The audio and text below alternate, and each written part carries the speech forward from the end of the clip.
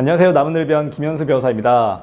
요즘에 배달음식 되게 많이 시켜 드시죠? 예, 코로나도 코로나지만 워낙 더워가지고 이 배달음식이 더 편할 때가 있는데 그 많은 쓰레기들 이거 다 어디로 가는 걸까요? 오늘은 폐기물 관리법과 이 쓰레기 매립장에 대한 이야기를 해보겠습니다.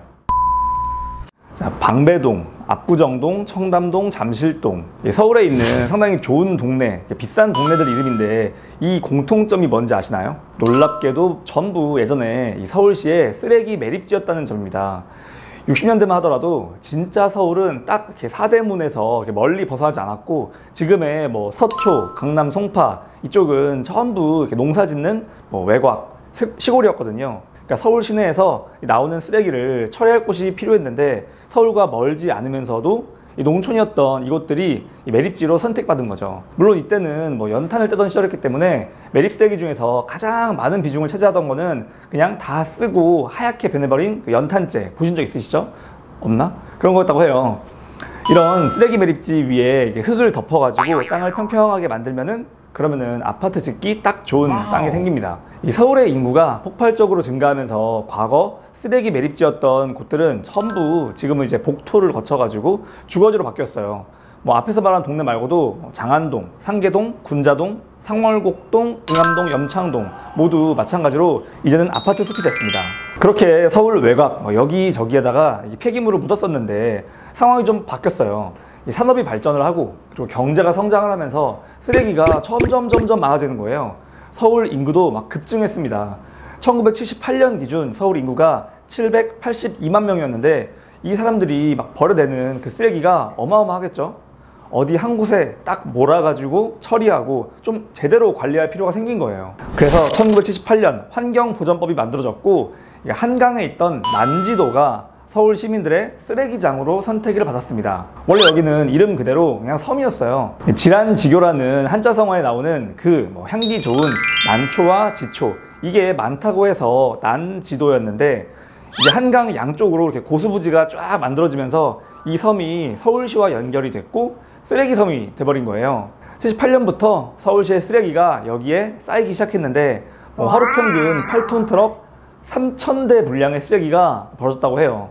1993년에 더 이상 쓰레기를 버릴 수 없을 만큼 꽉 찼을 때는 이 높이 95m의 쓰레기산 2개가 됐는데 근데 이게 얼마나 어마어마한 거냐면은 자유의 여신상 높이가 93m예요.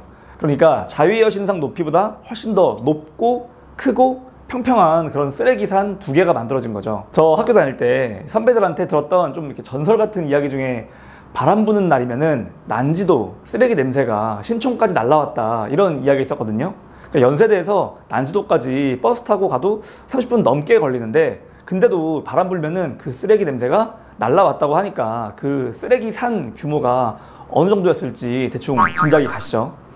지금 이 쓰레기산 2개는 가을에는 억새가 예쁜 하늘공원 그리고 캠핑 많이들 가시는 노을공원이 됐습니다. 난지도에서 서울시 쓰레기의 80% 정도를 담당하고 있었는데 이 점점 한계에 다다르면서 새로운 쓰레기장이 필요했어요. 이걸 알아보던 때가 1980년대인데 이때 서울시는 이미 막 쭉쭉 확장돼 가지고 더 이상 이 서울시 안에서는 마땅한 장소를 구하기가 어려웠거든요. 결국 서울, 인천, 경기도의 쓰레기를 매립하기 위한 장소로 김포의 간척지가 선택을 받습니다. 지금 행정구역으로 하면은 인천 서구 오류동. 원래 여기는 그 동아건설에서 농경지 만들겠다면서 간척하고 있었던 땅인데 이게 어마어마하게 넓었어요. 매립으로 인해서 새로 생긴 그 면적이 1150만 평 37제곱킬로미터였다는데 이거는 송파구보다 넓은 거예요. 그러니까 전두환 정권에서 여기를 딱 찍었고 결국 1988년 동아건설한테 523억 원을 주고 간척지의 절반인 630만 평을 사옵니다. 이때 전두환은 동아건설 회장으로부터 또 이렇게 깨알같이 뇌물도 50억 원 받은 걸로 들어왔어요. 아무튼 서울, 인천, 경기도 쓰레기가 매립된다고는 하지만 대부분 서울시 쓰레기이기 때문에 이 523억 원 중에서 373억 원을 서울시가 부담을 했습니다. 그렇게 부지 면적만 16제곱킬로미터 여의도 면적의 거의 7배 가까이 되는 세계 최대 규모의 쓰레기 매립지가 1992년 문을 엽니다. 정식 명칭은 수도권 매립지. 이게 법도 따로 만들었어요. 수도권 매립지 관리공사의 설립 및 운영 등에 관한 법률, 줄여서 수도권 매립지 공사법이 2000년에 제정됐습니다. 지금 우리가 버리는 쓰레기들이 가고 있는 곳이 바로 여기 수도권 매립지예요. 이 세계 최대 쓰레기 매립지가 총 4단계까지 있는데 이미 2단계는 끝났습니다. 제1 매립장은 2000년에 꽉 차가지고 이미 지금은 흙을 덮었고 드림파크라는 이름으로 36홀 골프장으로 쓰고 있어요. 저도 아직 가보진 않았는데 2013년 문을 열었고 상당히 좀 저렴하게 운영을 하면서도 1년에 66억 원씩 수익금을 내고 있다고 해요. 제2 매립장은 2018년에 꽉 차서 지금은 흙을 덮는 그런 작업 중에 있어요. 아직 앞으로 어떻게 쓸지 결정은 안 됐는데 어차피 이 폐기물 관리법에서는 매립시설 부지에 다른 거 못하도록 용도를 좀 엄격하게 정해놓고 있기 때문에 공원을 짓는다거나 아니면은 골프장 같은 체육시설을 짓는다거나 문화시설이 들어올 것으로 보입니다. 테마파크를 짓는다는 말도 있는데 바로 옆이 지금 쓰고 있는 제3 매립장이거든요. 그러니까 쓰레기 매립장 바로 옆에서 이게 테마파크가 될지는 잘 모르겠어요. 제3 매립장도 언젠가는 끝날 테고 이게 공원으로 바뀔 수도 있는 거니까 한번 지켜봐야겠죠. 아무튼 서울, 인천, 경기도는 지금 쓰레기를 묻고 있는 제3 매립장까지만 쓰고 그리고 김포에 있는 제4 매립장 이 예정지는 쓰지 말자고 합의를 해놓은 상태예요. 왜? 수도권 매립지가 만들어졌을 그때랑은 다르게 지금은 이 수도권 매립지 주변에 김포 한강 신도시, 인천 검단 신도시, 청라 신도시가 이렇게 쫙 둘러싸고 있거든요. 아까 간척지 절반을 사와서 쓰레기 매립지를 만들었다고 했죠. 남아있던 절반이 지금 청라 신도시 자리거든요. 동아건설이 IMF 때 망하면서 국가에서 1999년에 6,355억 원을 주고 이 나머지 절반도 사왔고 이후에 개발이 된 거예요. 여기 신도시 주변에는 한 100만 명이 살고 있어요. 당연히 민원이 빗발치겠죠. 쓰레기 냄새 난다, 파리 날린다, 저거 언제 문 닫냐. 인천 입장에서는 더 이상 서울시 쓰레기를 봐주기가 힘든 거예요. 그렇다면은 인천 사시는 분들이 억지를 부리고 있는 거냐? 그건 또 아니에요. 아니 쓰레기장이 먼저 생겼고 아파트는 나중에 세워진 거 아닙니까? 왜 이제 와서 쓰레기장 문 닫으러 갑니까?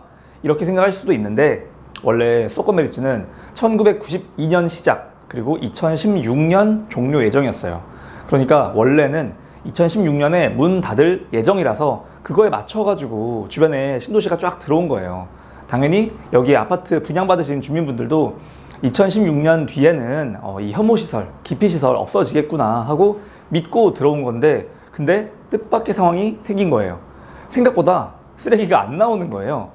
들어본 적 있으시죠? 통계에 따라서는 독일에 밀리는 경우도 있긴 하지만 우리나라가 쓰레기 재활용, 분리수거 세계 1위예요.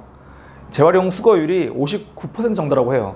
그리고 예전에는 그냥 다 버리고 그냥 다 묻었었는데 요즘에는 기술이 좋아져가지고 소각을 많이 해요. 그러니까 태워요. 쓰레기를 태우면서도 유해물질, 유독가스 이런 게 안 나오게 좀 처리가 잘 되거든요.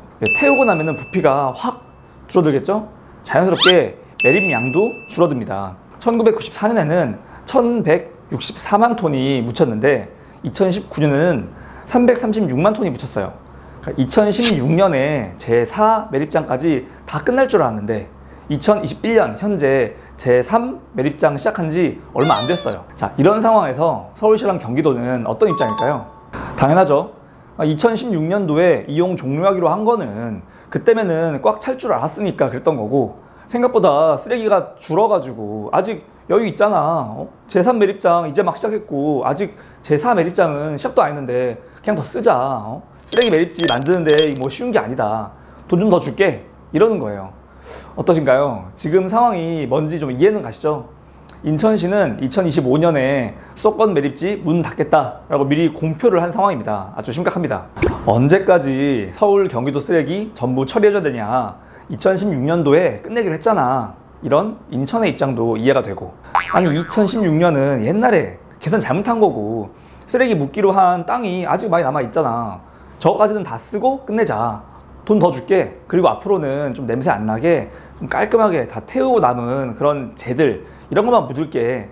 이러고 있는 서울, 경기도 입장도 이해는 가죠. 수도권 매립지 폐쇄를 대비해서 대체지를 찾고 있다고는 하는데 과연 서울시와 경기도는 대체지를 찾을 수 있을지, 과연 인천시는 2025년의 뜻대로 수도권 매립지를 폐쇄할 수 있을지 지켜봐야 할 것 같습니다. 그럼 다음에 더 흥미로운 법 이야기들로 돌아오도록 하겠습니다. 김연수 변호사였습니다. 감사합니다.